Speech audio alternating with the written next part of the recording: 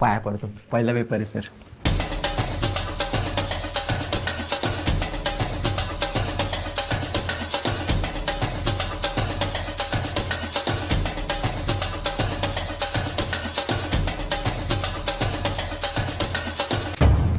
हा झाला, हा सोडवला, हा सोडवला, हा सोडवला, हा सोडवला, हा सोडवला, हा पण सोडवला.